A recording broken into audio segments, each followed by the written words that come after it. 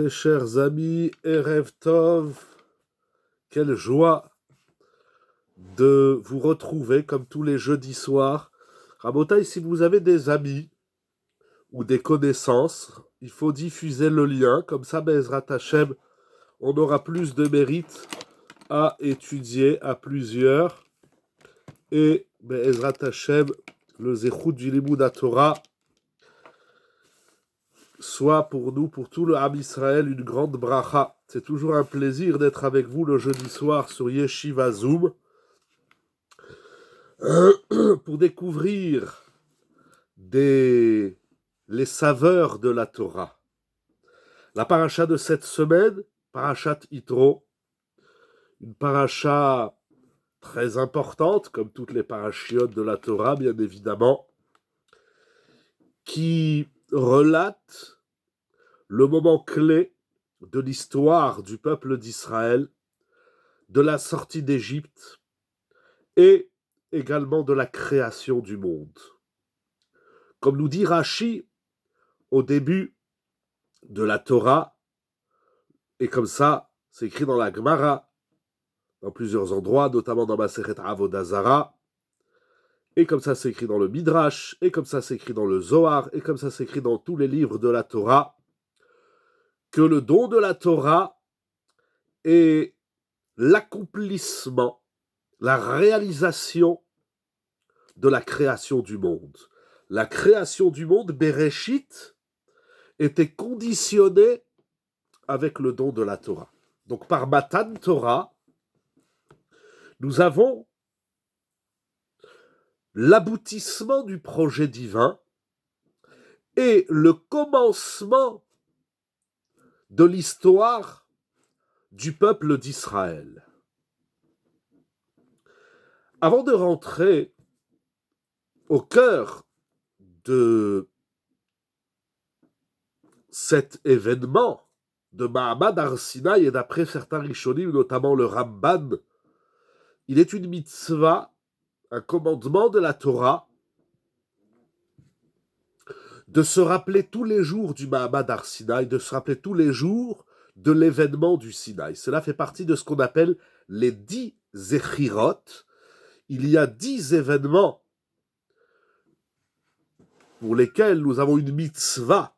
Selon certains Rishonim, c'est une mitzvah de la Torah, d'avoir en mémoire le Mahamad Har Sinaï tous les jours. Mais voilà que la Torah, avant de nous parler du Mahamad Har Sinaï, elle va nous parler d'un homme qui s'appelle Yitro. Alors, ce n'est pas la première fois que la Torah en parle. On en a déjà parlé dans la paracha de Shemot, lorsque Moshe Rabbeinu arrive à Midian et il va épouser Tzipora, la fille de Yitro. Mais la Torah, Akadosh Baruch Hu, a jugé convenable d'introduire le don de la Torah par ce personnage et par le conseil qu'il va donner à Moshe Rabbeinu dans sa gestion du peuple d'Israël. Ce qui est fort intéressant, c'est qu'au traité Zevachim, dans le Talmud d'Avkuf Tetzaïn Amud Aleph, il y a une discussion, et d'ailleurs même dans les Rishonim de la Torah, il y a une discussion, est-ce que Yitro est venu avant Matan Torah, ou Yitro est venu et s'est converti après le don de la Torah. Une sougia passionnante, dont le Maharal Akadosh en traite, notamment dans Drush à la Torah. Mais ce qui est surprenant, c'est que selon l'opinion que Yitro s'est converti seulement après le don de la Torah, qu'est-ce que ça change avant ou après, pardon? Très bonne question. Très bonne question. Qu'est-ce que ça change si Yitro il s'est converti avant le don de la Torah ou après le don de la Torah? C'est une très bonne question. En tout cas, d'après l'opinion que Yitro est venu après le don de la Torah, La Torah, elle a quand même marqué son histoire avant le don de la Torah. C'est d'après tout le monde, l'emplacement de son histoire doit être mentionné avant le don de la Torah. Ça veut dire dans la chronologie des événements, c'est une discussion s'il est venu avant ou après. Avec votre question, qu'est-ce que ça change? Donc il y a une discussion, une machloket tanaïm. Mais ce qui est clair, c'est que pour tout le monde, il faut en parler avant le don de la Torah. Alors qu'est-ce qu'il y a de si majeur, vital? Oui. Ok. Qu'est-ce qu'il y a de si fondamental dans Yitro, dans ce personnage extraordinaire, et dans son conseil, dans son discours, qu'ils doivent être dits avant le don de la Torah? En d'autres termes, on ne peut recevoir la Torah seulement si, avant de parler du don de la Torah, on a parlé de Yitro. Il y a une discussion, et votre question, quel est l'intérêt de savoir s'il est venu avant ou après? Toujours est-il, c'est que dans le temps, c'est une discussion, mais dans le texte, il n'y a pas de discussion. D'après tout le monde, il faut écrire Yitro avant le don de la Torah. C'est-à-dire que même celui qui est d'avis que Yitro est venu après le don de la Torah, il ne dit pas il faut changer les parachiotes, il faut écrire d'abord Matan Torah et après l'histoire de Yitro. Ils sont tous d'accord que dans le texte, ça doit figurer avant le don de la Torah. Par conséquent, pour pouvoir recevoir la Torah, pourquoi? C'est ça qu'on va essayer de comprendre. C'est pas ma question, c'est une question que de nombreux Mefarshim se posent et de nombreux Mefarshim vont étudier, vont travailler. Avant, j'en avais trop marre que ma maman mange le kiwi. Et maintenant, heureusement qu'elle... Pardon, si vous pouvez couper les micros, on n'est pas obligé d'entendre ce qui se passe chez tout le monde. Il aurait pu être chassid à Olam. Surtout qu'on dit En Olam ou Torah. Alors, il aurait pu être chassid ou Olam. Il est mieux peut-être. Enfin, en tout cas, il est un guerre, il est un converti. Que la Gemara dit que c'est un des grands convertis de l'histoire. Il y a beaucoup de choses à dire, suis trop. Donc, qu'est-ce qu'il y a de si fondamental? C'est qu'on ne peut, nous, recevoir la Torah seulement si au préalable, on parle de Yitro. Alors, qu'est-ce qu'il y a dans Yitro de si fondamental? On ne peut pas recevoir la Torah au Har Sinaï, pour nous, qui venons après dans l'histoire, si on n'a pas d'abord parlé de Yitro. Pourquoi? C'est ça qu'il faut comprendre. Qu'est-ce que Yitro a à nous apprendre? Alors, c'est vrai qu'au Pshat Pashut, il y a tout son discours où il va conseiller Moshe Rabbeinu, ce qu'on appelle la Haetza de Yitro. Il va conseiller Moshe Rabbeinu dans sa gestion du peuple, dans sa gestion de la transmission de la Torah. Et pour une première idée, mais je ne m'étalerai pas sur cette première idée, on ne peut pas recevoir la Torah si on ne sait pas comment la transmettre.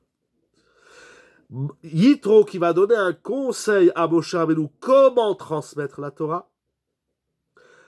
Le comment de la transmission de la Torah est une condition sine qua non pour recevoir la Torah. Je ne peux pas recevoir la Torah si je ne sais pas comment la transmettre. D'ailleurs, pour finir cette première idée, est-ce que par extension, sans Yitro, pas de Torah? C'est exactement ce que je dis, mais attention, c'est pour nous, le Ham Israël. Si on ne parle pas de Yitro, on ne peut pas recevoir la Torah. Est-ce que lui, il est venu avant ou après? C'est une question traitée dans le Talmud, c'est une machloket tanaïm. Mais nous qui avons le texte de la Torah, nous, on ne peut pas recevoir la Torah si on fait l'économie de Yitro. Et c'est ça qu'il faut comprendre pourquoi. Alors, au Pshat Pashut, Yitro, il va donner un conseil à Moshe Rabbeinu. Mais le conseil de Moshe Rabbeinu traite vraiment au Pshat Pashut, c'est-à-dire la lecture de la Torah.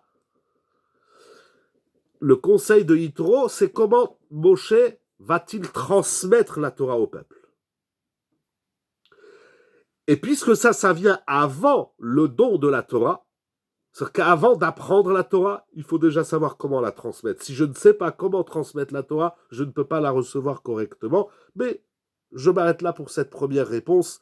Il y a beaucoup à dire. La question est-elle la transmission ou la délégation du pouvoir? C'est la transmission de la Torah. Yitro va apprendre à Moshe Rabbeinu. Yitro, le beau-père, va apprendre à Moshe Rabbeinu, son gendre, comment transmettre la Torah. Et donc la gestion. Comment apprendre sans savoir? Ah, la grande question.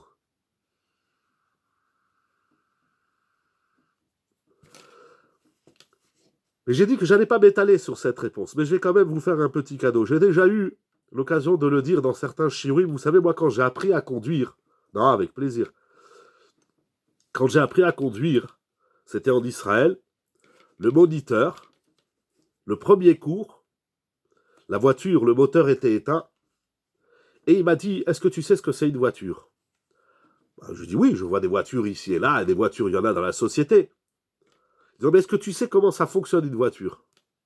Je lui dis non, je ne sais pas. Il m'a expliqué, très simple, c'est quoi le moteur, c'est quoi le frein, c'est quoi la boîte à vitesse.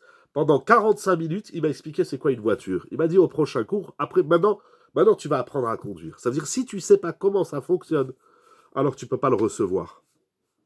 Est-ce que c'est clair? C'est-à-dire que tu ne peux recevoir la Torah seulement si tu sais comment la Torah elle fonctionne. Je vous ai dit, je dis très vite cette idée. Voilà, je ne peux pas. Excusez-moi de prendre la parole, Mechila, et en plus j'ai la voix un peu prise. Oui. C'est justement comment Yitro il peut transmettre sans en avoir la connaissance. Non, Yitro ne va pas transmettre, il va apprendre à Moshe Rabbeinu comment transmettre. Oui, mais il n'a pas la connaissance de la Torah. Ah! Donc il faut la voiture. Très bien. Alors, maintenant nous allons arriver au cœur du sujet que nous allons développer ce soir. Très bonne question. Yitro, surtout s'il est venu après Matan Torah, nous on doit l'apprendre avant. C'est-à-dire que Yitro, et d'après celui qui dit qu'il est venu avant Matan Torah, alors comment, avant le don de la Torah, Yitro, il va apprendre à Moshe comment enseigner la Torah, puisqu'il ne sait même pas c'est quoi la Torah? Très bonne question. Là, nous arrivons au cœur du sujet. Pourquoi? Parce que Yitro lui-même, dans la paracha ne commence pas par nous dire « Voilà le conseil que Yitro a donné à Moshe Rabbeinu ». Yitro lui-même, il a une histoire. Et l'histoire de Yitro, elle commence, au moins dans la paracha de cette semaine, par un mot, qui est le titre du shiur de ce soir, Louis. Pas Louis XIV ou Louis XV, mais Louis, le Koach Hashmiya, Vaishma. Vaishma Yitro. Yitro, c'est un shomea. Qu'est-ce que ça veut dire? Littéralement, Vaishma, écouter, entendre, recevoir, comprendre. Le mot shmi'a dans la Torah, il a plusieurs connotations. Et nous allons essayer de voir c'est quoi le Koach Hashmiya. Qu'est-ce que Louis? Yitro, tout ce qu'il va faire, tout ce qu'il va devenir, c'est Vaishma. C'est le Koach Hashmiya. Qu'est-ce que ça veut dire? Alors, nous allons laisser quelques minutes la paracha de côté. Nous allons y revenir, bien sûr. Je voudrais étudier avec vous deux halachot concernant les lois du Lashon Hara. Deux passages dans le Chafetz Chaim qui vont nous permettre de comprendre qu'est-ce que le Koach Hashmiya. Après, nous reviendrons à notre pasouk et bien sûr au commentaire de Rashi. Et Bezrat Hashem, on finira avec un grand chidouche que j'ai découvert dans un grand livre. Lisons, apprenons, peut-être que vous connaissez déjà, mais ça fait du bien de réviser Ilchot Lashon Hara. Nous allons voir deux halachot dans le Chafetz Chaim. La première halakha, il dit le Chafetz Chaim dans Ilchot Isurei Lashon Hara Klal Shishi halakha Aleph. Pardon, Asur lekabel Lashon Hara min Torah. Le Lashon Hara, la médisance, ne concerne pas uniquement. Comment comprendre que Moshe Rabbeinu qui a. Ah, c'est coupé, votre question est coupée. Que Moshe Rabbeinu qui a. Si vous voulez prendre le micro ou écrire votre question parce qu'elle est coupée. Mechila. Je vous laisse revenir, je continue, je vous laisse revenir. L'interdiction du Lashon Hara, ce n'est pas que l'interdiction de la parole. Qu'est-ce que tu dis sur l'autre? Ça, le Chafetz Chaim, il a expliqué durant 5 chapitres. Et il continuera après. Mais là, le Chafetz Chaim, il nous dit, un chidouche, qu'il est interdit, littéralement, d'accueillir, de recevoir du Lashon Hara.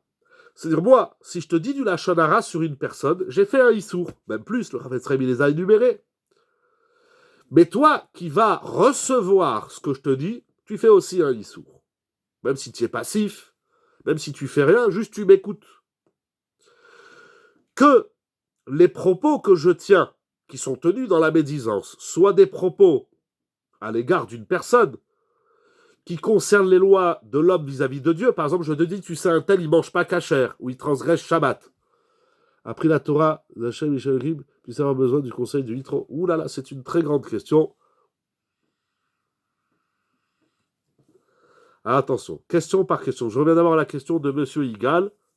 Si je ne me trompe pas, c'est un monsieur. Si c'est une Madame Bechila, on va dire de Igal.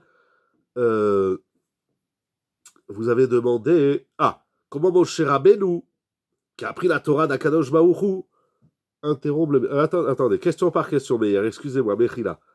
Comment Moshe Rabbeinu qui est Isha Elohim, monsieur, ok, enchanté, Baruch Haba. Comment Moshe Rabbeinu qui est Isha Elohim, qui a appris la Torah d'Hachem, il a besoin du conseil de Yitro. C'est pas trop le sujet, mais regardez les commentaires de Rabbeinu Yona dans Pirkei Avot, au 4e chapitre, Ezeu Chacham Alomed Mikol Adam. Le Chacham, le sage, le savant, l'intelligent, la Chochma, ne s'apprend pas uniquement de celui qui est plus grand que nous, mais Mikol Adam.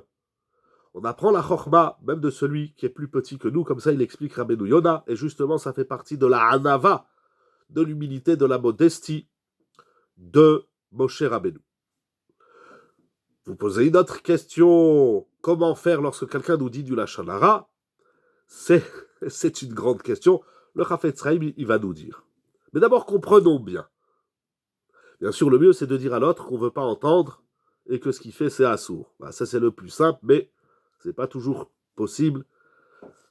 Essayons d'entendre qu'est-ce qu'il dit le Chafetz Chaim. Halacha par halacha. Donc que les tenus propos soient ben adam lamakom. Comme je disais, si je dis d'une personne qui transgresse Shabbat, ou qui ne mange pas kasher, avec plaisir, alors, je n'ai pas le droit d'écouter. Ou bien que les propos tenus de médisance soient ben adam lachavero, qui concernent l'homme vis-à-vis d'autrui. Par exemple, je te dis, tu sais, celui-là, il parle mal, il ne sait pas respecter les gens, c'est un voleur. Donc, dans le ben adam lachavero, peu importe quel que soit le contenu du Lashon Hara de la médisance qui a été prononcé, on n'a pas le droit d'écouter ce qui est dit. Non, je ne dis pas le Lashon Hara ben Adam Lamakom. Je ne dis pas ça. Le Chafetz Chaim ici dit que je vous parle d'une personne. On va mettre des noms. Je vous parle à vous, Meir, par exemple, de Réhouven. Et je dis du Lashon Hara, ce qui est très grave, bien sûr, c'est juste un exemple. Chas v'shalom. Donc je vous dis, vous savez, Réhouven, il transgresse Shabbat. Il ne mange pas kasher, etc. Donc, le contenu du propos que je vous transmets, que je vous exprime, concerne Ben Adam Lamakom. Parce que je vous dis, il transgresse Shabbat. C'est-à-dire que je dis que cet homme ne respecte pas les commandements qui sont de l'homme vis-à-vis d'Hachem. Deuxième cas, je vous dis, Réhouven est un voleur. Ou Réhouven est un menteur. Là, lorsque je dis il est voleur ou menteur, c'est que je dis qu'il transgresse des commandements qui sont de l'homme vis-à-vis d'autrui. Mais à part ça, pour répondre à votre question, il existe malheureusement de faire du lachon hara sur Akadosh Baruch Hu. Comme ça, il écrit le Chafetz Chaim dans l'introduction à son livre. Il dit que le Nachash, le serpent, qui a encouragé Adam et Chava de manger le fruit, il a dit du lachon hara sur Akadosh Baruch Hu. Comme ça, il dit le Chafetz Chaim. Incroyable. Donc, il y a l'interdiction d'écouter des propos de médisance de lachon hara. Il continue. C'est-à-dire, on n'a pas le droit de donner foi, confiance dans notre cœur au récit qui nous est transmis, et on n'a pas le droit de croire que ce qui nous est raconté est une vérité. C'est-à-dire, si je te dis l'autre, c'est un voleur, je te dis Réhouven est un voleur, si toi, tu crois à ce que je te dis, et tu penses que ce que je te dis, c'est la vérité, alors toi qui as écouté ce que je t'ai dit, tu as fait une avéra. C'est assourd. Si je te dis l'autre, il transgresse Shabbat, et tu donnes, et tu accrédites mes propos, c'est-à-dire tu les acceptes, tu es Mekabel, alors, si tu penses, tu as foi, tu es Mahamid, mais libo, que ce que je te raconte c'est vrai, toi qui as écouté, tu as transgressé. Bien sûr, celui qui raconte, il a transgressé. Mais toi qui as cru en ce que je t'ai dit, c'est interdit minatora. Qui a lié des ailes, il continue le Chafetz Chaim, parce que par cela, Yevouze be'enenu mishene maralav. À partir du moment où tu écoutes ce que je te dis, où tu es Mekabel, tu réceptionnes ce que je te dis, et tu donnes foi dans ton cœur, tu penses que ce que je te dis, c'est vrai, alors automatiquement, le regard, une seconde, donc automatiquement, ton regard sur Réhouven va changer. Si je te dis que Réhouven, il mange du cochon, ton regard sur lui, il va changer. Si je te dis Réhouven, il transgresse Shabbat, si je te dis que Réhouven, il vole, donc tu vas plus avoir le même regard sur lui. Et le regard que tu auras sur lui dorénavant, c'est un regard de mépris. Tu vas le regarder de haut. Tu vas dire, ah, celui-là, il transgresse Shabbat. Ça, c'est assourd. Est-ce que c'est clair, à Rabotai, jusqu'ici? Il continue le. Pourquoi celui qui est l'objet du lachon hara? Non, celui qui est l'objet, si on parle de Réhouven, il n'est pas puni. Il va subir. Je ne parle pas de Réhouven, soyons clairs. Il y a trois personnes. Il y a la victime, donc Réhouven. Il y a le Medaber, celui qui parle. Et il y a le Mekabel, le Shomea, celui qui écoute. Ici, nous parlons pas de la victime. Si je vous dis que Réhouven, c'est un voleur, lui, il n'est pas puni. Réhouven n'est pas puni. Mais Réhouven, il va subir les propos de la médisance. Puisque celui qui a écouté, il va le regarder différemment. Et il va le regarder avec bisayon, avec mépris. Est-ce que c'est clair, mon Rabbi Rabotai? En simple, quand quelqu'un vous dit du lachon hara, c'est assourd de l'écouter. Voilà, c'est assourd d'écouter du lachon hara. Sauf les cas où c'est permis, mais... Oui, pardon? En quoi la victime est responsable? Je n'ai pas dit que la victime, elle est responsable. Pourquoi vous dites qu'elle est responsable? Je ne dis pas que la victime... Parce que dans le lachon hara, il y en a 3 qui sont concernés par une punition éventuelle. Non, justement, c'est pas une punition. Il faut lire comme ça. La Gemara, elle dit, le lachon hara tue 3 personnes. Celui qui raconte le lachon hara, celui qui médit, celui qui écoute le lachon hara et la victime. Mais la victime du lachon hara, la personne sur laquelle on parle, elle n'est pas punie. Elle n'est pas responsable. Mais elle va subir des conséquences. Si par exemple vous devez employer quelqu'un, vous devez employer Réhouven, et moi je vous dis ne l'employez pas, c'est un voleur. Donc à cause de mon lachon hara, il ne va pas trouver de travail. Donc il subit les conséquences. On ne dit pas que la victime du lachon hara, est punie et responsable. On dit que la victime du lachon hara subit les conséquences du lachon hara. Est-ce que c'est clair? Oui, merci Rab. Avec plaisir. Alors il y a une autre question qui a surgi sur mon téléphone de SEV. Je pense que c'est Madame Sève ou peut-être Monsieur. Excusez-moi, mais c'est un peu trop long. Alors, prenez le micro si vous voulez ou écrivez plus court. Excusez-moi. Je ne suis pas à la pointe de la technologie. Je continue, mais si vous voulez intervenir, avec plaisir. Donc, est-ce que c'est clair jusqu'ici? Il continue le Chafetz Chaim, bien sûr, versé à l'appui, et l'enseignement des Chachamim dans la Mechilta. Et il continue. Ve'amru Chachamenu zichronam livracha. Voici sa question. Cependant, oulala, alors attendez. Mechila, monsieur Igal, je vais demander à monsieur Meyer de renvoyer la question de Sèvres. Excusez-moi, Meyer, vous pouvez renvoyer la question. Cependant, Yitro était un très grand idolâtre, donc le roi du Lachon Hara. Attendez, je réfléchis. Quand a-t-il fait repentance et une paracha en son nom? Merci. Vous dites que Yitro, il était le roi du Lachon Hara. Je ne sais pas où c'est écrit que Yitro, il était le roi du Lachon Hara. C'est vrai que Yitro était un idolâtre, mais il faut savoir, c'est une idée qui est développée dans les Sfarim, que la tchouva, elle existe pour tout le monde et chez tout le monde. Et c'est ça le grand chidouche. Et même un idolâtre, même le plus grand des idolâtres, Cohen Midian, vous vous rendez compte, il s'appelle même Cohen. Pardon, j'ai déjà dit chez Akol. Mais la tchouva, elle existe pour tout le monde. Et même dans le Lachon Hara, elle existe. Le Chafetz Chaim, il en parle dans Ilchot Lachon Hara, dans Ilchot Rechilut. Je ne sais pas pourquoi vous dites que Yitro, il est le roi du Lachon Hara, qu'il est le roi de l'idolâtrie. Ça, c'est avant qu'il se convertisse, avant qu'il fasse tchouva. Mais j'ai pas connaissance que Yitro, il a fait du Lachon Hara. En tout cas, si tant est qu'il ait fait du Lachon Hara, et toute personne qui fait du Lachon Hara, la tchouva est possible. Il n'existe pas quasiment de faute où la tchouva n'existe pas. La tchouva, elle existe dans toutes les fautes. Est-ce que c'est clair? Après, il y avait une autre question, je crois, de Igal. Sinon, on continue, parce qu'il faut avancer un peu. La voici, ok. Alors, lorsqu'on écoute du Lachon Hara, nous sommes influencés par ces propos, on le voit exactement. Donc ça veut dire, c'est ça qu'il dit le Chafetz Chaim, que si j'entends du Lachon Hara, je suis influencé par le récit qui m'est raconté, et donc, je vais avoir un regard, on va dire un regard méprisant à l'égard de la victime. Mais le Chafetz Chaim continue, et c'est surtout cette fin de phrase que je voudrais comprendre. Tout celui, il ramène l'enseignement de la Gemara, tout celui qui écoute, qui reçoit du Lachon Hara, il convient de le jeter au chien. Ça veut dire que si tu as écouté, celui qui écoute du Lachon Hara, si on pouvait, on le jetterait et on en ferait du pâté à chien. Incroyable. Et il ramène un texte du Rambam.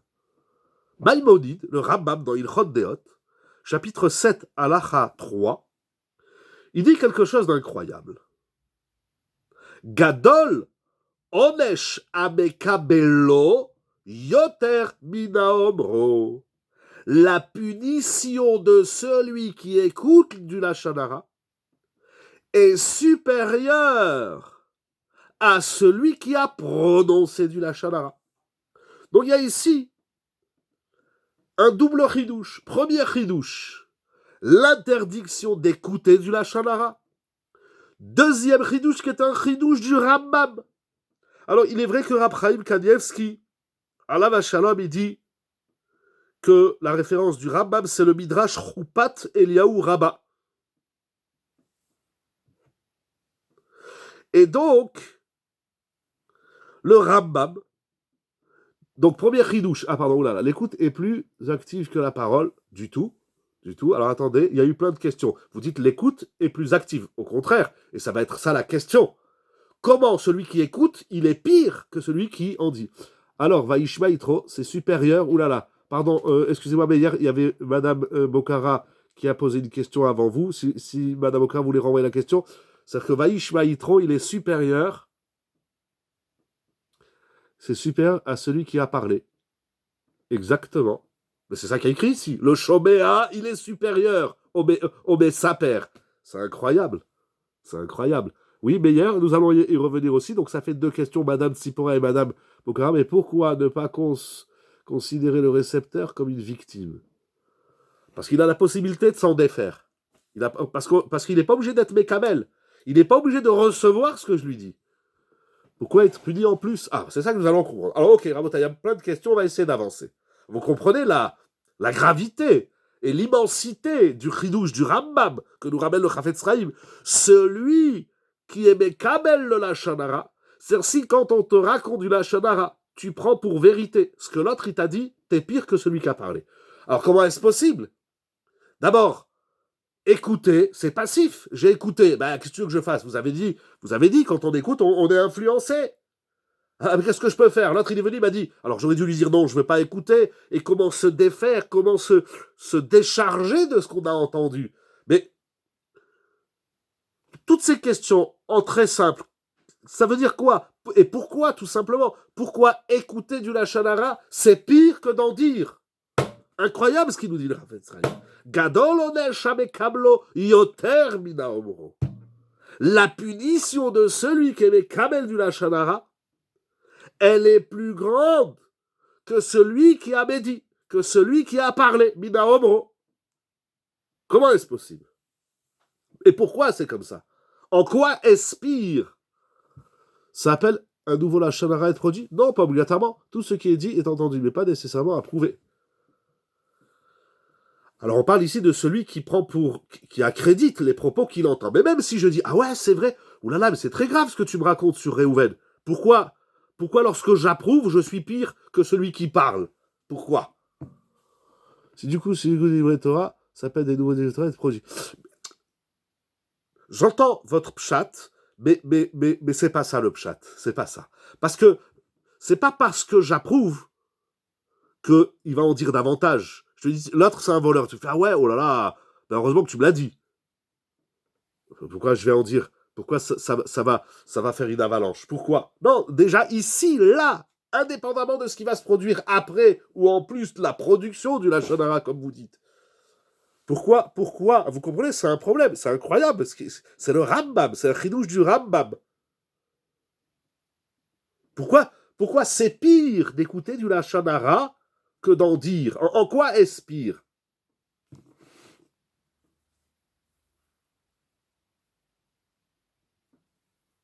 Alors avançons un peu. Première question. Faut comprendre ça, hein, c'est un manque. Hein. Je sors de mon reshoot pour rentrer dans le reshoot de l'autre. Je sors de mon reshoot. C'est quoi je sors de mon reshoot? C'est quoi je sors? C'est quoi sortir de son reshoot? Mais ça n'explique pas pourquoi c'est pire que celui qui en dit. Pourquoi c'est pire? S'il n'y a personne pour écouter. Oui, mais s'il n'y a personne pour en dire, il n'y a personne qui écoutera. J'aime pas cette explication hier. Excusez-moi, Berchila, hein, mais j'aime pas. Beaucoup ils disent ce que vous dites, mais j'aime pas. Parce que de la même façon que s'il n'y a personne pour écouter, il n'y a personne pour dire, mais s'il n'y a personne pour dire, il n'y a personne pour écouter. Donc dire et écouter, ça va de pair. Voilà, merci. Merci que vous comprenez que je ne suis pas Mekabel. Alors, si vous avez les nerfs, encore quelques minutes, nous allons voir une deuxième halakha dans le Chafetz Chaim.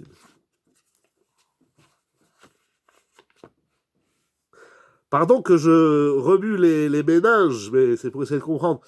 Mais la parole engage plus que l'écoute. Alors, très bien, je réfléchis, je ne sais pas pourquoi vous dites, mais en tout cas, vous insistez sur la question. La parole est plus engageante que l'écoute, que la shmira. Justement, non. Alors c'est ça, pourquoi? Mais il faut comprendre pourquoi. Qu'est-ce qu'il y a de plus grave? On est dans la question. Alors nous allons voir une deuxième halakha.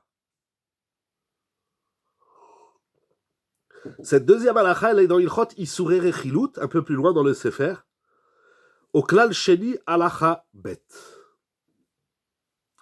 Il dit le Chafetz Chaim, la parole extérieure, l'écoute intériorise. La parole extériorise. Oui, mais pour extérioriser, il faut que je l'ai intériorisé. Moi aussi, je crois à ce que je dis. Je l'ai intériorisé, je l'extériorise. Là, j'aime bien ce que vous dites. Mais ça n'explique pas encore pourquoi c'est plus grave. Je ne peux extérioriser seulement quelque chose que j'ai intériorisé. Si je te dis l'autre, c'est un voleur, c'est que j'y crois moi-même. Donc, le Messaper, il n'est pas moins que le Mekabel. Bon, c'est la question. Parce que ça influe sur l'autre. Ok, alors c'est moi. Moi, je parle. Et moi, vous êtes encore dans la question. Donc celui qui raconte, il est pire. Quelle est l'origine du goût du lachon hara? Ça croustille. La parole transmet une information, pas l'écoute. Ça change quoi si je transmets ou j'émets? Mais vous êtes encore dans la question. Tout ce que vous dites, c'est juste, mais j'entends que la confirmation et l'amplification de la question. Alors on va avancer. Laissons cette question de côté. On a laissé la paracha, on laisse le Chafetz Chaim. Nous allons voir, après Bezrat Hashem, vous allez voir comme un puzzle, tout va se réunir, j'espère, Bezrat Hashem, Bezrat Hashem. Deuxième halacha.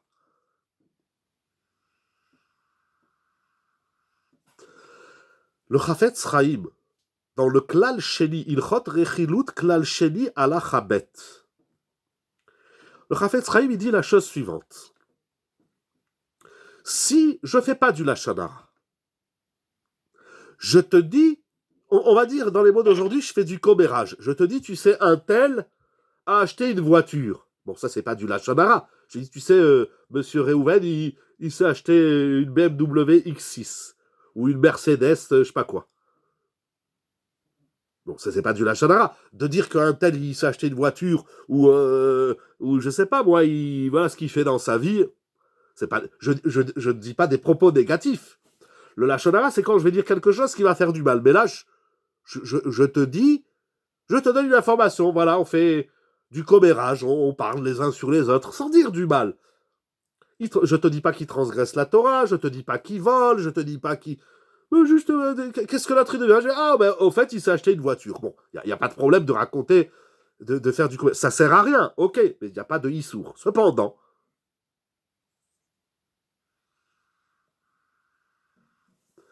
Cependant, si, lorsque je parle, je dis quelque chose qui n'est pas en soi négatif, et lorsque je te dis, tu sais, il a acheté une voiture, par exemple, eh bien, j'ai pas du tout l'intention de dire quelque chose de négatif. Juste je te raconte, voilà, je suis curieux, on se parle les uns sur les autres. Mais, je sais que celui qui va entendre l'information, il va la traduire en négatif.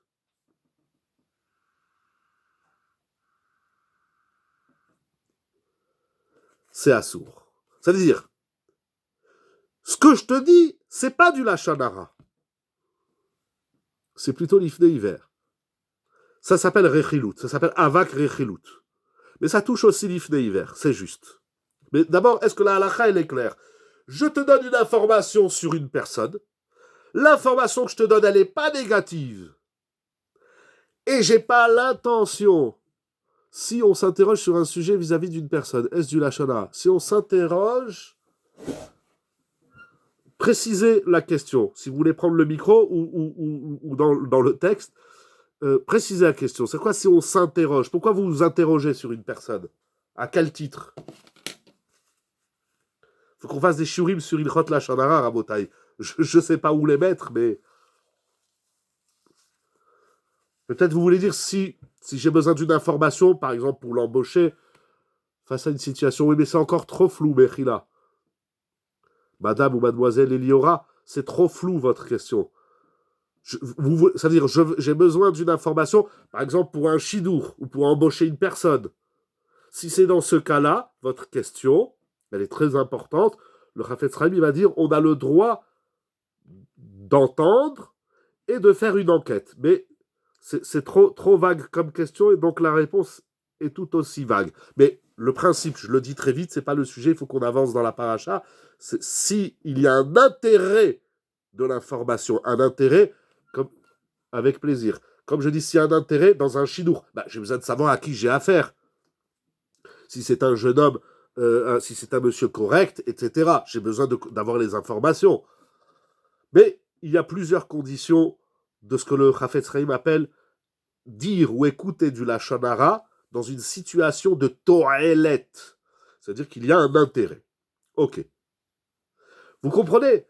Le Chafetz Chaim nous dit, si je te dis quelque chose qui en soi n'est pas négatif, et moi, j'ai pas l'intention de salir la personne sur laquelle je vais parler, qu'on a appelée Reuven. Moi, quand je te dis Réhouven, il a acheté une voiture, c'est pas pour le salir.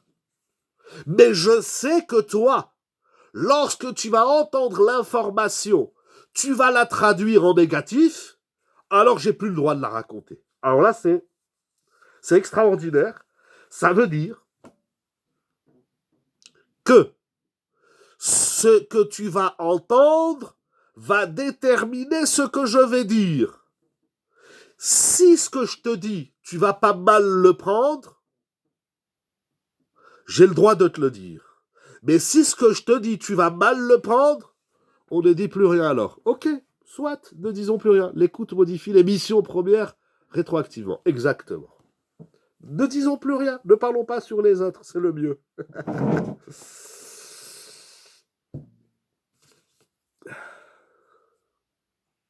Ça veut dire la façon dont toi tu vas entendre ce que je te dis va déterminer est-ce que j'ai le droit de le dire. Et si je sais que tout ce que je te dis, tu le traduis en négatif, je n'ai plus le droit de le dire, même si ce que je te dis n'est pas en soi quelque chose de négatif. Nous apprenons de là quelque chose d'incroyable. Revenons à la paracha. Comment je peux interpréter l'écoute de l'autre? Ah, mais ça c'est tous les jours. Dans le shalom baït, dans le chinour, dans tous les domaines de la vie. Je dis, parfois le Chafetz Chaim va dire, j'ai très envie de continuer avec vous les Ilchot Lashon Hara, c'est passionnant, mais nous allons revenir à Vaishma Yitro. Le Chafetz Chaim va dire parfois même le silence. Par exemple, si quelqu'un il vous dit, dis-moi, qu'est-ce qu'il en est de un tel? Alors vous dites, bon, j'ai pas envie de parler. Je dis rien. Bon, je dis rien. Alors il fait, ah, si tu dis rien, c'est qu'il est tordu. Mais je te dis, je dis rien. Ouais, mais si tu veux pas dire, c'est qu'il y a un problème. Il y a anguille sous roche, il y a pas de fumée sans feu, ou je sais pas quoi. Mais pas du tout, je te dis que je veux rien dire. Parfois même notre silence est interprété à tort. C'est incroyable. Vous avez raison, il ne faut pas parler, c'est le mieux. C'est le mieux.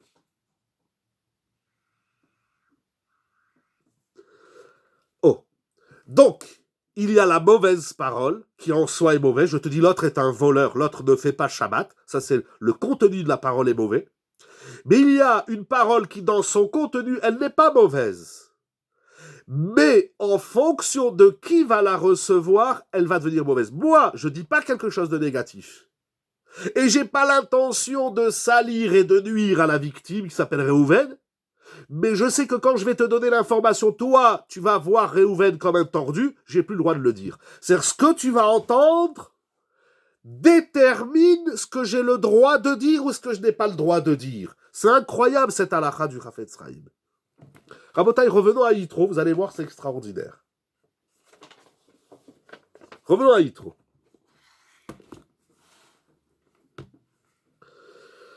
Vaishma Yitro. Qu'est-ce que ça veut dire, Vaishma Yitro? Rashi ramène l'enseignement de la Gemara. Mais, excusez-moi, c'est un petit peu technique. Je vais essayer de le faire sans la technique. Rashi, il va ramener la question et la réponse de la Gemara. Je ne vais pas travailler la réponse. C'est extrêmement profond, que d'ailleurs Rachid a ramené 2 opinions, il y a 3 opinions dans la Gemara, et le Maharal étudie ça longuement dans Gourarié. Mais ce qui m'intéresse, c'est la question de Rachid. Je dirais même plus, ce qui m'intéresse, c'est la formulation de la question. Et il y a ici quelque chose d'énorme. La question de Rachid, c'est Vaishma Yitro. Yitro, il a entendu. Il demande Rachid, qu'est-ce qu'il a entendu? Alors il va nous dire Kriyat Yam-Souf, Milchemet Amalek, Matan Torah. Celui qui écoute prend les rênes de la conversation. Mais c'est pas systématique. Ça, c'est dans le 2e cas que j'ai rapporté de Ilchot Rechilut. C'est pas toujours comme ça. N'oublions pas, il y a 2 halachot dans le Chafetz Chaim que nous devons expliquer pourquoi le Shomea, il est pire que le Mesaper. Et cette 2e halacha, que la façon dont tu vas entendre ce que je dis va déterminer si j'ai le droit de le dire ou pas. Donc il y a ces 2 halachot. Laissons le Chafetz Chaim, revenons à la paracha. Nous allons revenir au Chafetz Chaim. Vaishma Yitro. Rachid a une question, qui est la question de la Gemara. C'est les mots de la Gemara au traité Zvachim Kuftet Zayin Amud Aleph. Regardez, on va décortiquer les mots de Rachid. Rachid Encore une fois, c'est le mot lagma, les chachamim. Regardez comment ils formulent. Ce qui m'intéresse, c'est la formulation de la question. Ma shmua shama uba. Incroyable. Alors, ça se traduit en français poliment. Qu'est-ce qu'il a entendu? Mais c'est pas écrit ça dans Rashi. C'est écrit ma shmua shama. Quelle est l'écoute qu'il a écoutée? Et il est venu. Est-ce que l'arrêt sur les mots, il est clair? Est-ce que c'est clair ce que je dis? Ma shmua shama uba. Il y a ici deux choses. Il y a la shmua et il y a la shmia. Ok, alors on recommence. Rashi, regardez comment les chachamim ils formulent. Les chachamim ils se posent pas une question simple. Tiens, pourquoi il s'est converti? Qu'est-ce qui s'est passé? Pourquoi shmua n'est pas plutôt une rumeur? Pas du tout, shmua c'est pas une rumeur. Ça c'est dans l'hébreu moderne. Shmua c'est le contenu, le tochen, c'est le contenu de ce qu'il a entendu. Rachid aurait pu dire simplement Ma shama, qu'est-ce qu'il a entendu? Non. Ma shmua shama uba. Il y a ici trois mots. Shmua, shama et ba. Shmua, c'est ce qu'il a entendu. Shama, c'est l'ouïe. C'est le koach hashmiya. Est-ce que c'est clair? Il y a deux choses. Par exemple, je parle à un sourd. Il n'a pas le koach hashmiya. Maintenant, je parle à quelqu'un qui entend, qui n'est pas sourd. Je lui dis quelque chose, mais il comprend rien. Par exemple, un Chinois, s'il me parle, je l'entends. J'ai entendu Ching Chang Chung. J'ai entendu le Ching Chang Chung. Mais il n'y a pas de shmua. C'est-à-dire, il y a le koach hashmiya, il y a la faculté de l'écoute, l'énergie de l'écoute, le membre, l'organe qui s'appelle l'oreille et le sens de l'ouïe est là, mais il n'y a rien qui rentre dedans, parce que Ching Chang Chung, ça ne veut rien dire dans mes oreilles. Est-ce que c'est clair? En simple, il y a deux choses. Il y a l'ouïe et il y a le contenu de l'ouïe. Shmua, c'est l'information qui existe. Shema, c'est ce qui a décidé. Non, alors, très bien. Vous avez été un peu vite. Vous avez bien découpé. Ça commence à rentrer, à être entendu. Très bien. Shmua, c'est le contenu. C'est le récit. Shama, c'est la faculté d'entendre. L'ouïe. Uba, c'est l'action qui en résulte. Bref et Rabotai, est-ce que c'est clair? La faculté ou le choix? Les deux. Parce que je crois, c'est vous qui avez dit qu'on est influencé. Donc la venue, le ouba, le ouba, c'est la conséquence. On va, regardez, si on est là et on entend du bruit là-bas, on entend un pétard ou je sais pas quoi, on entend de la musique, on se lève et on va vers ce qu'on entend. L'ouïe et le contenu de l'écoute, de la shmia, aspire l'homme, attire l'homme pour aller quelque part. Est-ce que c'est clair? C'est vrai qu'il y a aussi la Bechira. Alors, pardon, Rav, oui. Non, excusez-moi. Oui. J'ai du mal à comprendre. Excusez-moi de prendre la parole. C'est juste que pour moi, il y a une notion de... J'ai l'impression qu'il y a à chaque fois la notion de choix. Comme vous avez apporté la anacrote sur le Lachon Hara, il y a la dimension de choix. La personne, elle choisit d'écouter ou de ne pas écouter. Et là, vous parlez plus de choix. Non, alors vous avez raison, mais je dis... Il y a un choix. Oui, il y a un choix, est-ce que j'y vais ou pas? Mais je dis juste qu'il y a déjà... Est-ce que vous recevez... Pourquoi vous dites est-ce que vous y allez? Pour moi, il y a un premier choix avant, c'est est-ce que je décide d'écouter ou pas? Lâche-moi. Est-ce que je la reçois ou est-ce que je la reçois pas? Alors... Mais vous en parlez pas, donc oui. c'est ce que j'ai du mal à comprendre. Oui. Je vous dis pas que... Oui, il n'y a pas de problème. Mais vous avez le droit aussi de ne pas être d'accord, il n'y a pas de problème. Je décortique, j'analyse les mots de Rashi, je fais du micro-Rashi. Encore une fois.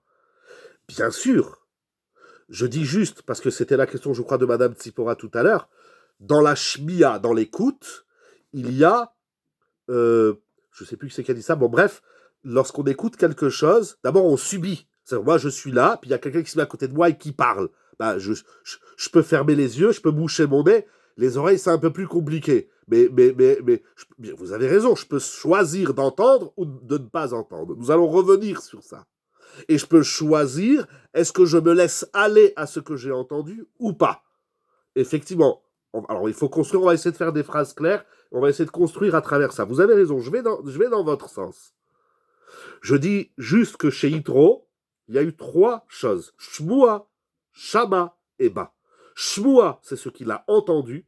Shama, c'est il a entendu, c'est l'ouïe. Donc il y a le contenu, ce qui va rentrer dans l'oreille, ça c'est la Shmua. Il y a la Shmi'a, il y a le Shama. Le Shama, il a entendu, ça veut dire que son organe fonctionnait. Et Uba, le 3e verbe, on va dire le 3e mot, dans Rashi, dans Chazal, Uba, c'est-à-dire que ce qu'il a entendu l'a fait venir. Mais alors on va dire, ba shmoua, quelle est la shmoua? Voilà, si c'est clair, Chazak. Et j'espère que c'est clair pour tout le monde. Alors, mais encore une fois, oui? Allô? Encore une fois, ce qu'il a fait venir, c'est ce qu'il a entendu. Donc la shmoua, mais si c'était que la shmoua, alors on va dire ba shmoua, quelle est la shmoua qui l'a fait venir? Ouba, ba shmoua, ouba. Il y a une espèce de redondance. La shmoua, par exemple, quand on parle à quelqu'un, on lui dit, est-ce que tu as entendu ce que je t'ai dit? On lui dit pas, est-ce que tu as entendu ce qui est rentré dans ton oreille? Donc il y a la shmoua, c'est-à-dire que ce qu'il a fait venir, ce n'est pas seulement le contenu de ce qu'il a entendu, mais c'est également la faculté d'entendre qu'il a fait venir. Il y a l'organe, l'ouïe, et le sens de l'ouïe, la shmiya. Hein? Il y a 2 choses. Peut-être il me manque des mots en français, mais j'espère que c'est clair. Donc ça veut dire que Yitro, chez lui, son ouïe, le sens de l'ouïe fonctionnait, mais ça on n'a pas besoin de le dire. S'il entend, c'est que l'oreille fonctionne. Alors, c'est quoi ce koach hashmiya? Est-ce que c'est que passif? Ou bien, il y a un choix, comme vous dites, c'est actif. Quel est le chidouche d'entendre? Tout le monde entend, on entend tous plein de choses. J'ai entendu. Ah, non. Alors regardez, on va avoir un pirouche extraordinaire. Un chidouche extraordinaire. Quel est ce chidouche? Les Mefarshim, ils soulèvent une question. En vérité, c'est un midrash. Le midrash, il fait un travail extraordinaire.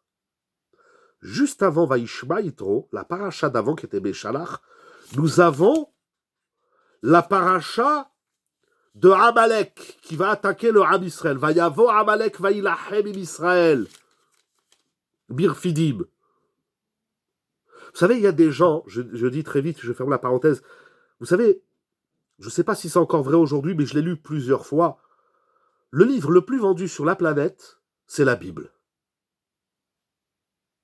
Alors je ne sais pas si les gens ils le lisent ou ils ne le lisent pas, ou s'ils l'achètent pour dire qu'ils ont une Bible à la maison, mais que ce soit les juifs, les musulmans, les chrétiens, je ne sais pas, tous ceux qui achètent et qui lisent, mais je ne sais pas, à un moment donné, tu ne vois pas ce qui se passe dans la Torah, même sans les Mefarshim, juste le texte. Lorsqu'on écoute la Torah, au moment de Kriyat Torah, de la lecture de la Torah, etc., est-ce qu'on écoute? Est-ce que notre oreille est attentive à ce qui est dit? Je ferme la parenthèse. Il y a une question que soulève le Midrash.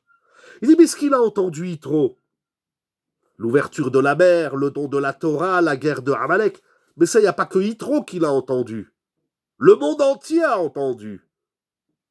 C'était dans le journal, c'était sur Internet, c'était sur Instagram, TikTok et YouTube. Ça voyageait de partout.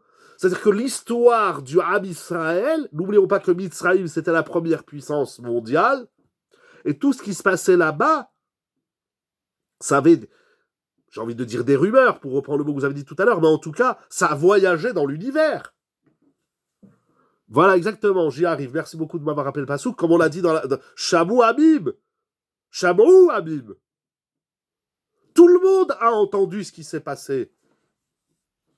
J'ai envie de dire, vous dites, les nations Shamou Habib, c'est vrai, c'est la Torah, mais j'ai envie de dire, même le Ham Israël, il a entendu. D'ailleurs, Yitro, avec tout ce qu'il a entendu, qu'est-ce qu'il va dire? Baruch, il va faire une bracha. Vayomer Yitro Baruch Adonai, Asher Itzil et Tremian Mitremian, Paro Asher Itzil et Tremian Mitzraim. Et la Gemara, elle dit que Yitro, il va faire une bracha, mais le Ham Israël, il aurait dû faire une bracha. La Gemara nous dit, je crois, dans ma Sechet Brachot.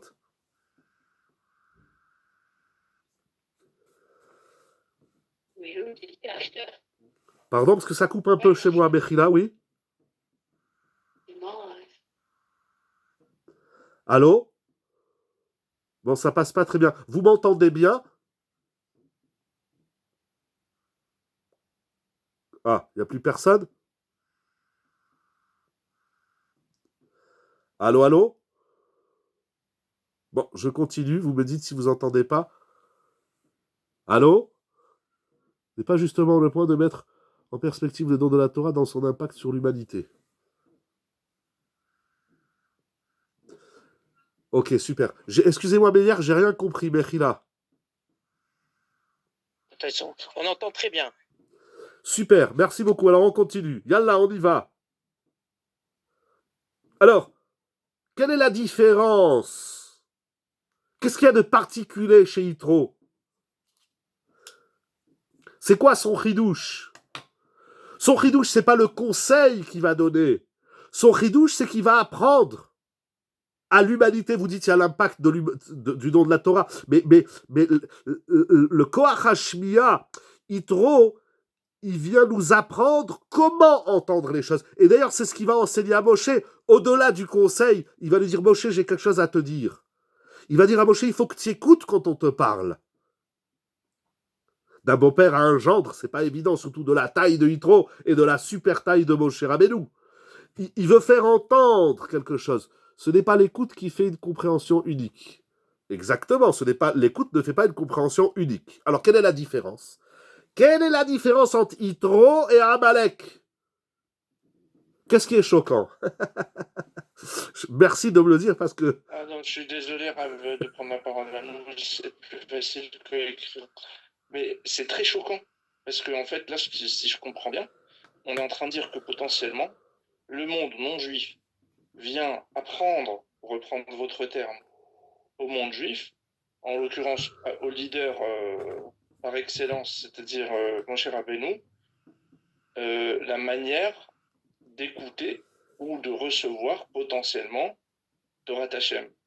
Et ça, c'est choquant parce que j'imaginais plutôt un modèle inverse. En tout cas, je ne comprends pas. Mais l'un ne contredit pas l'autre. Ça veut dire si nous, on a quelque chose à apprendre aux nations, il faut apprendre aussi des goïms. Chorma bagoïm, ça existe. Mais le don de la Torah, c'est pas une question de Chorma bagoïm ta'amin. Mais la chorma qu'on prend des goïms, c'est pas qu'une chorma qu'on appelle aujourd'hui la science, la médecine, les mathématiques. On peut apprendre des goïms, et surtout des goïms qui viennent se convertir, comme Yitro, Onkelos, Shmaya Ve'avtalion, Ruth, Rachav Azona. Combien il y en a des convertis qui nous ont appris des choses dans la vie?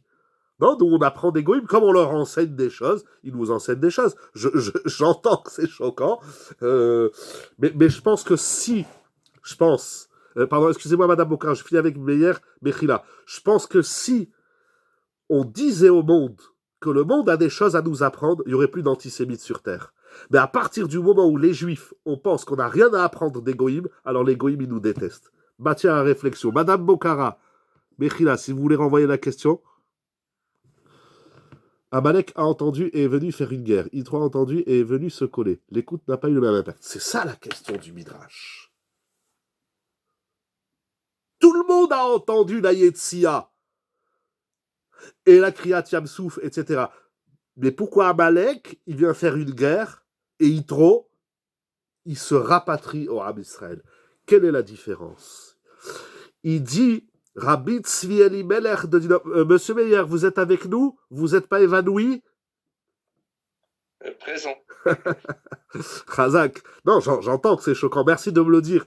Parce que je suis tellement dans le truc que que ça me choque plus et c'est dommage. Non, c'est Manial Méod, mais c'est-à-dire que moi j'ai envie de vous dire, d'accord, donc en fait potentiellement, je sais pas, moi je ferai une séparation. C'est comme si là vous me dites, voilà, potentiellement on pourrait avoir, il y a peut-être, si on prend la psychanalyse, il y a peut-être une grille de lecture intéressante à percevoir le don de la Torah au travers d'un paradigme de Mais psychanalyse. je vais vous Voilà, dire, pourquoi pas. je vais vous dire quelque chose d'extrêmement grave.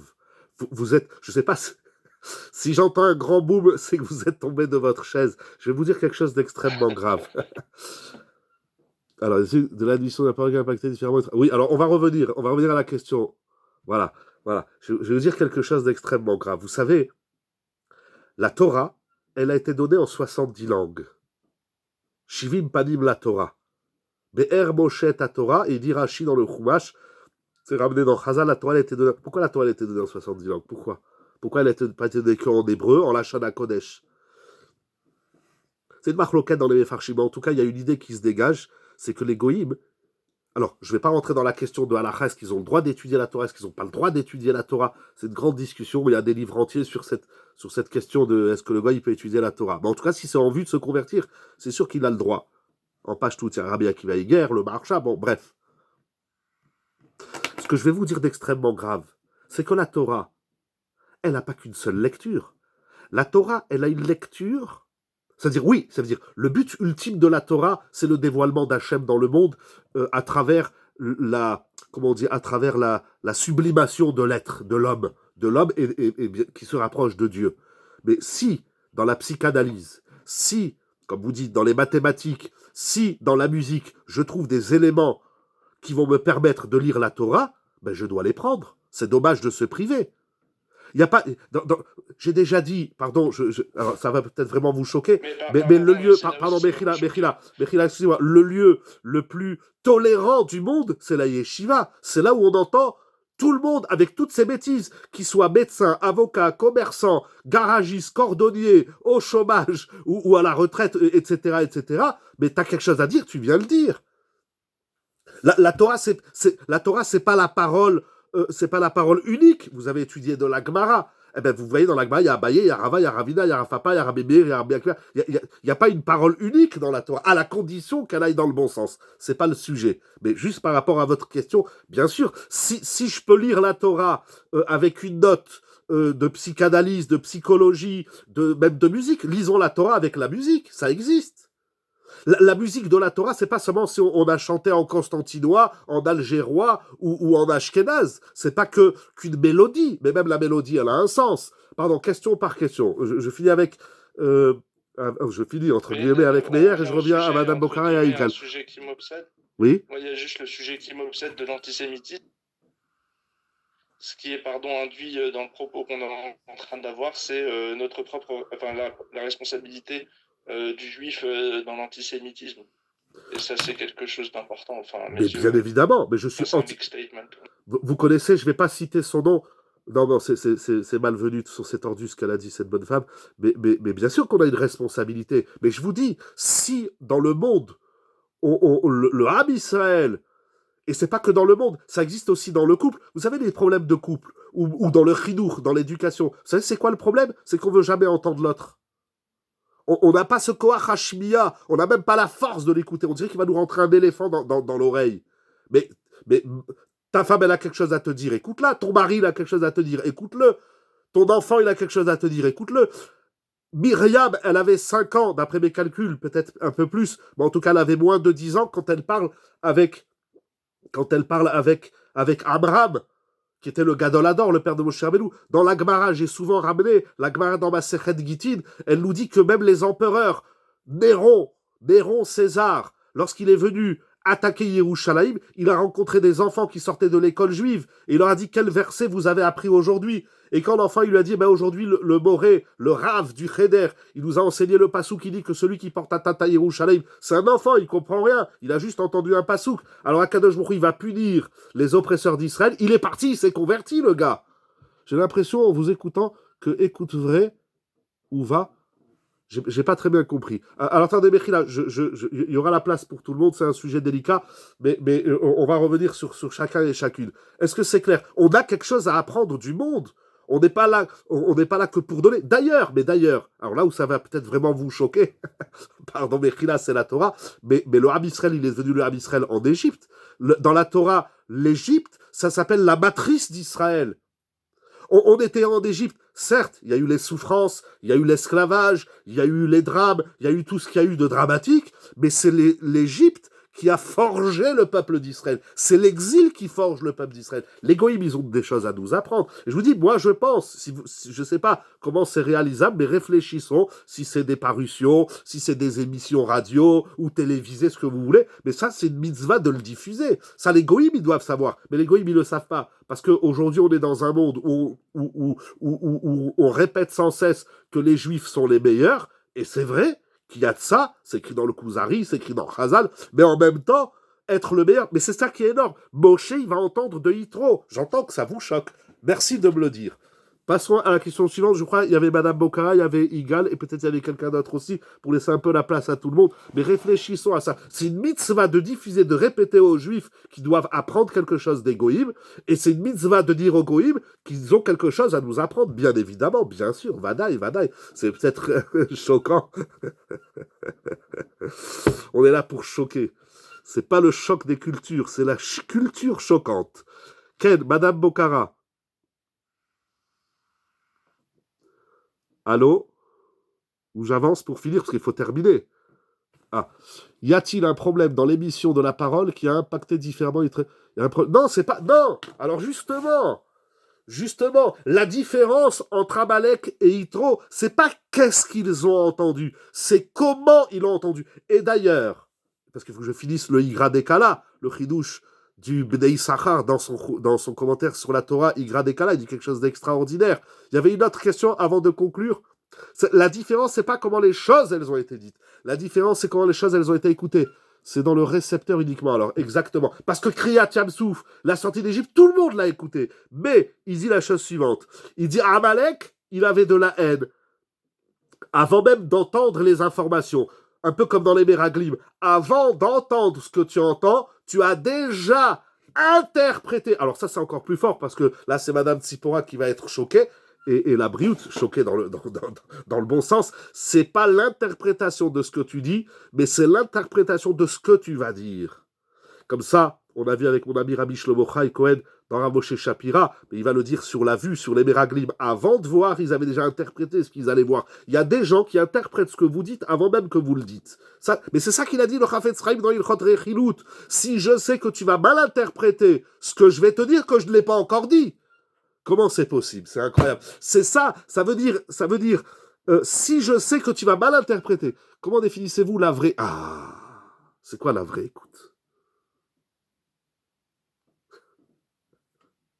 La différence, elle n'est pas dans ce que tu entends, mais elle est différence dans comment ils ont entendu les choses. Ah, alors maintenant, avançons. On a vu deux halachot, il faut répondre un peu à tout ça. Est-ce que c'est clair? Il y a la shmoua et le koach hashmia. Le koach hashmia, Louis, c'est pas la faculté d'entendre, c'est la faculté d'entendre des choses qui nous font venir, qui nous font avancer. Et là, je réponds à votre question, Meir. Si ce que tu entends, ça te retient, ça t'empêche d'avancer dans la vie, alors c'est assourd d'écouter.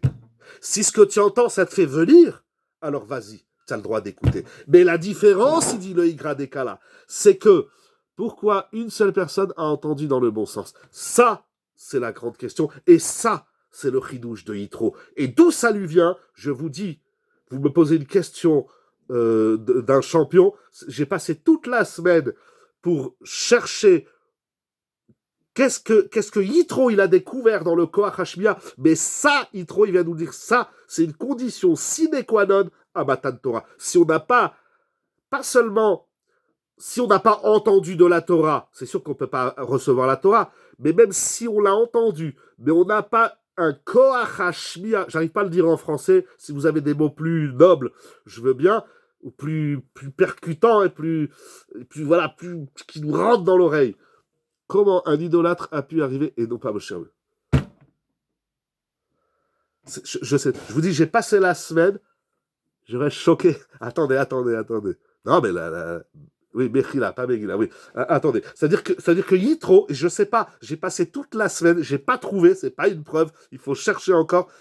Qu'est-ce que Yitro, chez ce personnage, qu'est-ce qui s'est passé pour dire, il y a ce que tu entends, il y a comment tu l'entends, et ce que tu entends. Avait-il reçu un chinour de Shmia de faire de... Je sais pas. J'ai pas de réponse. Madame Tsipora, j'ai pas de réponse. Je vous dis, j'ai passé la semaine sur cette question, j'ai pas de réponse. Et comme l'heure est tardive, on va pas tarder à terminer, à clôturer. Mais donc c'est ça qui dit le Chafetz. Ah, maintenant revenons à la chod du Chafetz Chaim. Le Chafetz Chaim, il a dit au nom du Rambam, celui qui écoute, il est pire que celui qui dit. Pourquoi? Parce que celui qui dit les choses, alors il est convaincu de ce qu'il dit. C'est mon interprétation. Mais toi, tu t'es laissé berner par l'autre. Peut-être que ça touche un peu le réchoute que vous avez dit tout à l'heure. C'est si toi, tu crois, tu accrédites ce que je dis et que tu n'as pas ton autocritique sur ce que l'autre il te dit, t'es mort, t'es pire que tout. L'autre, au moins, il s'est fait une idée, il a vu quelque chose. Il a vu que l'autre, c'est un voleur. Il l'a vu en voiture Shabbat. Mais toi, t'as rien vu. Donc toi, t'as un gober d'histoire. Donc t'existes plus. T'as pas de shmoua et de shmia. Oui, c'est ce que je voulais dire par reshoot. Ah voilà, très bien. Très bien, j'étais pas sûr. Mais ça veut dire que il a plus d'avis, il est mort. Il est pire que celui qui parle. Il a vu, j'ai vu, je te dis, l'autre, je l'ai vu, il a volé. Il a mangé du cochon. Bon, tu l'as vu, très bien, moi, je l'ai pas vu. Mais si je te crois, c'est-à-dire que je te crois dans l'interprétation de ce que toi, t'as vu. Et celui qui gobe les histoires qu'on lui raconte, même si elles sont vraies, mais il n'a plus d'autocritique, il est complètement passif, et c'est ça son erreur. D'être passif, c'est pire que d'être actif. Et passif dans le mal, c'est pire que actif. Dans le Lashon Hara, c'est Nora Vayom. C'est ça qui dit le Chafetz Chaim dans la deuxième heure. Enfin, c'est ça. En tout cas, ça m'a inspiré à ça. À partir du moment où toi, t'es tordu, et avant que je te parle, je sais déjà que tu vas interpréter négativement ce que je te dis qui n'est pas mauvais en soi, alors j'ai pas le droit de le dire. C'est comment tu vas entendre les choses, c'est de Rabayom. Dans Sanhedrin, on parle de Chayav Mita, s'ils apprennent la Torah, c'est notre fiancé. Vous avez raison. Ceux qui n'ont pas eu de réaction, c'est pire qu'un mec qui a eu une réaction. Je sais pas. Je sais pas qu'est-ce qui est pire. Qu'est-ce qui est pire. Parce que de Rashi, ça a l'air que Amalek, il est pire. Je reviens à vous, Igal, tout de suite. Si on nous annonce que telle personne divorce, c'est du Lashon Hara. Non, en soi, c'est pas du Lashon Hara, mais ça peut être du Lashon Hara. Ça veut dire comment. Si quand je vous dis, tu sais, elle a divorcé, et je sais que l'autre, il va dire tout de suite, ouais, c'est une tarée, ou il est tordu. Alors, moi, je te donne une information. Mais si avant de la dire, je peux m'imaginer que tu vas la traduire en négatif, c'est-à-dire que tu vas l'interpréter. C'est-à-dire, j'ai encore rien dit, et t'as déjà interprété. Alors, j'ai pas le droit de le dire. C'est tout simplement Ve'ayom. Quand la Gemara, elle dit que c'est notre fiancé, qu'ils ont pas le droit de l'étudier, c'est pas tout à fait comme ça. Regardez Tosfot dans ma Sechet Avodazara. J'ai plus le DAF, je crois que c'est DAF Gimel Amoud Aleph. Mais je vous dis, il y a des livres entiers sur ça, qu'est-ce que les Guinéens ont le droit d'étudier. Rav Moshe Klein, il en parle dans son livre. Peut-on encore regarder les informations? Vous avez le droit de regarder les informations comme un talmudiste. Mais le pire de la télé, c'est pas les films d'horreur. Hitchcock et comment l'autre il s'appelle, j'ai oublié, et les films d'horreur. C'est pas le pire, c'est les informations. Parce que avant même, on sait très bien que les chaînes de télévision, et pas que les chaînes de télévision, les politiciens viennent. Le monde, c'est pas que la télé. Le monde, dans les couples, c'est comme ça. Ah, je sais ce que tu vas dire. Mais j'ai encore rien dit. Ah, tais-toi parce que tu vas encore me dire une salade. J'ai rien dit. C'est que l'autre, mais c'est Nora Vayom, l'autre, il a interprété ce que j'ai pas encore dit. Vous vous rendez compte? Mais c'est ça qu'il dit le Y-Décala. Il dit Amalek avant même d'entendre. Il avait déjà une mauvaise image du Ham Israël. Yitro, avant même d'entendre, il avait déjà une bonne image du Ham Israël. La différence n'est pas ce que tu entends, la différence n'est pas non plus comment tu l'entends, mais la différence c'est qu'est-ce que tu penses avant d'entendre ce que tu vas entendre. Voilà, mon rêve et rabotaille. Alors voilà, je vais bien rester quelques minutes, je ne veux pas prendre le temps à tout le monde, il est déjà presque 10h moins 10. Merci beaucoup pour ce cours, très enrichissant. Il faut dire merci au Chafetz Chaim, à la Gemara dans Zvachim, au Y-Décala, qu'est-ce qu'on a ramené? Le Rambam. C'est moi, j'ai fait collir avec vous dans une choule. Ceux qui écoutent le Rav ont plus de responsabilité que le Rav. Je vais vous dire, c'est très délicat comme question, mais en tout cas, je sais pas quel choul, quel rave, etc., et quel fidèle, mais moi, personnellement, bon, c'est pas une preuve, je suis pas rave, j'ai pas une choule, j'ai une yeshiva, avec Rav Mergui, bien sûr, qui lui donne une longue vie, et beaucoup d'argent pour régler tous les problèmes de la yeshiva, Shabbat Shalom et Sorotovot, mais je vous dis, le Beth Midrash, par définition, que le travail, voilà, le travail, il y a un travail à faire avant d'écouter, et peut-être, je dis bien peut-être, mais il est tard, peut-être que Yitro, il s'est dit, comment c'est possible que Amalek, il entend quelque chose sur le Ham Israël et il fait la guerre. C'est peut-être l'erreur de Amalek qui a permis à Yitro de comprendre qu'il fallait entendre de l'autre côté. Je vous laisse réfléchir à ça. Mais dans une yeshiva, dans un Beth Midrash, il n'y a pas de tabou. Il y a, alors, quand le Ravi parle, les élèves se taisent. Sauf chez moi. Quand je parle, je demande à tout le monde de parler. C'est un sujet en soi.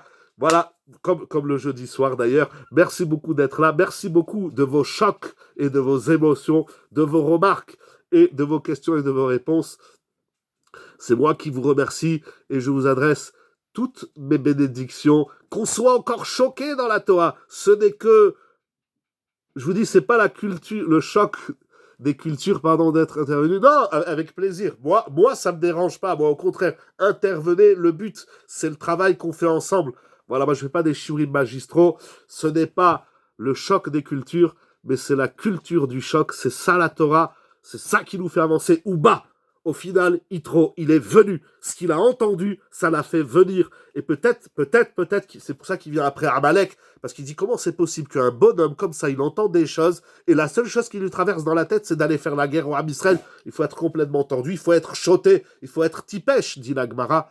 En tout cas, Shabbat Shalom au Bevoar, dans la joie, la santé, la simcha, la gaieté, le bonheur, cascade de brachot, la nour, chol Israël, la libération de tous les otages, le shalom en Eretz Israël, l'Hatzlacha pour tout le Ham Israël, ceux qui étudient la Torah, ceux qui travaillent, ceux qui sont à la guerre, ceux qui sont à la paix. Peut-être une belle clé pour nous, pratiquer une Torah qui met Amen, Amen pour tout le monde, pour tout le Ham Israël, et qu'Akadosh Baruch Hu, il déverse de toutes ces brachot, son chesed, sarachamim, sim shalom, tova, bracha, lenouman, kolam Israël. Je vous dis Shabbat Shalom, un grand merci Rabbi Jonathan, un grand merci Madame Boka, un grand merci à toute l'équipe, un grand merci à vous d'être là, de me dire que vous êtes choqués.